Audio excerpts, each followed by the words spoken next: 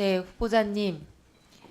후보자께서는 국회에서 예결위 간사도 맡아보셨고 또 예결위원장까지 경험하셨기 때문에 국회 전체를 통틀어서 예산 업무를 가장 잘 알고 가장 깊게 경험한 분이다라고 해도 아무도 이의를 제기하지 않을 것 같습니다. 그만큼 예산 업무에 대해서 애정도 많이 가지고 계실 것 같은데요. 저도 지금 이제 예결위 간사를 맡고 있잖아요.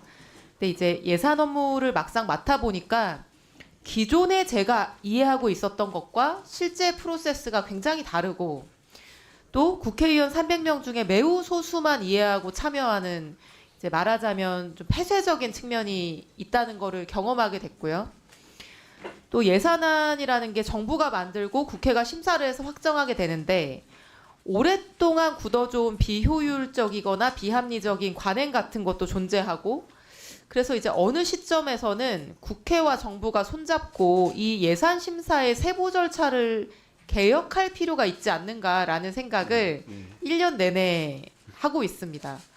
그래서 조금 전에 말씀하신 재정 개혁이라고 하는 것도 단순히 정부의 의지와 노력만으로 되는 것은 아니고 그 내용에는 국회의 견제 기능이 개선되고 개혁되는 것도 굉장히 중요한 부분이 될 것 같거든요.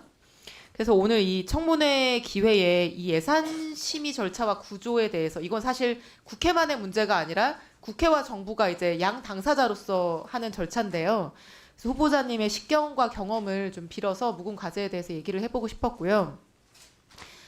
지난 이해운 후보자 청문회 때 지금 후보자석에 앉아 계신 박홍근 후보자께서 청문위원이셨고 그때 청문위원으로 질의하신 내용 중에 제가 앉아서 듣다가 굉장히 와닿는 내용이 있었습니다. 제가 잠깐 읽어보면요. 그때 하셨던 말씀인데요. 저는 예산 소위를 많이 해봤고 예결위 간사와 위원장도 해봤는데 나중에는 굉장히 비애감 같은 것이 들었다. 국회의 예산 심사가 형해화되어 있다는 생각이 들기도 했고 국회가 마치 들러리 선 것 같은 상황은 옳지 않기 때문에 제대로 바꿔야 된다. 그래서 국회의 실질적인 예산 심사 권한을 어떻게 개선할지 집중적으로 고민해야 된다. 이런 말씀하셨던 걸 기억하시나요? 네. 네. 그때 후보자께서 나는 비애감도 사실 좀 들었었다라고 하는 국회 예산 심사의 문제점의 핵심이 어떤 건지 어떤 이유 때문에 국회가 들러리 선 것 같은 또는 형해화되었다고 느껴지는 그런 생각을 하시게 됐는지 일단 먼저 좀 여쭙고 싶습니다. 우선은 첫 번째 예산안이 국회로 9월 초 제출되기 전까지 깜깜입니다. 실제 예산안의 편성의 방향, 주요 내용, 그리고 그 설계가 어떻게 됐는지 이런 것이 있고요. 두 번째는 심사 과정에서 특히 감액 심사와 관련해서 실제 며칠 날밤을 새면서 국회가 심사할 수 있는 것은 되게 제한적이었고 거기에 비해서 마지막 협상을 통해서 이 대규모 사업에 대한 소위 큰 규모의 감액은 정부의 협조로 인해서 이루어지는 것에 대해서 역할이 좀 적었다는 게 있고요. 세 번째 정액 사업 관련해서는 국회가 그동안 헌법에 의해서 물론 정액은 정부의 동의가 있다 보니까 그래서 제약이 있습니다만은 실제 정액과 관련해서는 좀 깜깜이거나 하면 비공개적으로 진행되는 사안 이런 것에 대해서 전반적으로 이야기를 한 것입니다. 저랑 거의 비슷한 문제의식을 가지고 계시네요. 그 장관이 되시면 좀 다르게 하실 예정이십니까? 다르게 꼭 해보고 싶습니다. 네. 가령 예산 편성 절차에 대해서 제가 여러 가지 사실은 고민을 좀 하고 있습니다.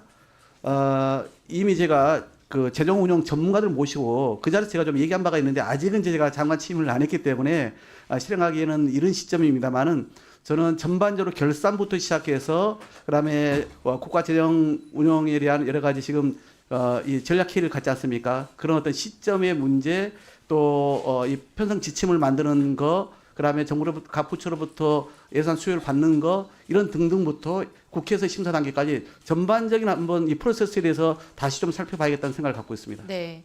아까 세 가지 문제점을 언급해 주신 거에 더해서 저도 두 가지를 더 말씀을 드려보고 싶은데 하나는 그 본예산 심사에서 시간이 너무나 부족하다는 문제입니다. 사실 이제 추경이야 재난이나 위기 같은 특별 상황에서 소규모 예산을 편성하는 거고 시급한 경우가 많기 때문에 효율적인 심사가 더 중요하다고 보는데 매년 연말에 심사하는 본 예산의 경우에는 전체 규모가 뭐 700조가 훨씬 넘고 모든 기관, 모든 지역에 걸치는 굉장히 광범위한 예산인데 국회 제출은 9월 초에 되지만 실제로는 정기회와 10월 말까지 국정감사가 진행이 되기 때문에 국감이 끝난 11월 초에 심사를 시작해서 12월 2일에 의결을 해야 하는, 그러니까 한 달 남짓밖에 되지 않은 심사 기간이고, 그 시간이라는 게 사실 감액안건, 증액안건을 발굴하고 검토하고 토론하고 하기에 너무 이제 촉박한 시간이고요. 그래서 사실은 이제 보니까 2012년에 이런 문제를 해결하기 위해서 국감법이 개정이 됐더라고요. 그래서 국정감사를 정기 이전에 해야 된다. 근데 그 이후에 단 한 번도 지켜진 적이 없고 예산안 심사는 여전히 한 달도 채 안 되는 시간 동안 쫓기듯이, 누가 쫓아오는데 쫓기듯이 그렇게 진행이 돼야 된다라고 하는 부분이 이거는 이제 국회 차원의 노력이 더 필요한 부분이긴 하지만 충분한 심의 기회가 좀 보장되기 어려운 점이라고 생각을 했고요. 두 번째는 상임위 예산 심사 권한이 너무나 형해화되어 있다는 점입니다. 그 어떤 분야 정책에 대해서는 그 분야 상임위원이 사실 가장 전문성 가지고 있고 가장 애정이 있는데, 이게 정부안 증액 심사하면서 상임위별로 상임위원 뭐 20명, 30명 되는 의원들이 핏대 높이고 막 하루 종일 논쟁해서 상임위 의결안이 넘어와도 이게 예결위로 넘어오면 좀 심하게 말해서 책자에 인쇄된 그냥 종이에 불과하게 됩니다. 여기 슬라이드 보시는 것처럼 상임위 30명이 의결한 안건과 예결위원 1명이 서면 질의한 한 장이 사실 이제 법적 효과가 좀 동일하고요, 절차적으로. 그래서 제가 예결위 간사를 맡기 전까지는 사실 제가 상임위에서 그렇게 치열하게 막 토론해서 그 10억, 20억 증액하려고 여야 간에 핏대를 높였던 이런 것들이 이렇게 무의미하게 논의 테이블에조차 잘 오르지 못하고 사장되는 것인지를 몰랐었는데요. 최근에 알게 됐었는데, 이런 전문성을 갖춘 상임위의 심사를 실질화하고 그 결과를 존중하게 하는 방향의 제도 개선이 어떤 식으로 가능하다고 보시는지, 어떤 구상이 있으신지 이 두 가지 문제에 대해서 듣고 싶습니다. 뭐 다 국회에서 결정할 사안입니다. 이제 우선은 예산이 헌법에 따라서 12월 1일까지는 처리해야 되는 거 아니겠습니까? 그걸 역산해서 지금 설계가 되어 있다고 보시면 될 것 같고, 과거보다 또 한 달 정도의 여유를 좀 가진 것도 사실입니다.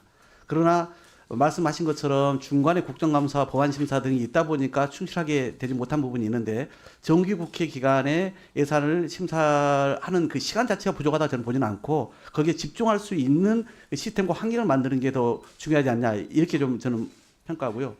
두 번째, 상임위의 예비심사, 말 그대로 예비심사인데 예비심사가 대개 지금은 그냥 허투루 취급되는 것이 분명히 있어 보입니다. 저는 오히려 심사 과정뿐만 아니라 편성 과정에서도 정부가 이런 얘기를 제가 요즘은 합니다. 당연히 편성권은 국회가 아닌 정부에 있지만 국민의 국민을 대의하는 국회가, 입법부가 예를 들어서 예산 편성의 방향에 대해서도 의견을 좀 주는 게 좋겠다. 모든 걸 정부가 예산 편성 방향, 편성 지침 다 만들어서 각 부처를 통해 가지고 다 안을 만들어서 올리는 구조 아닙니까?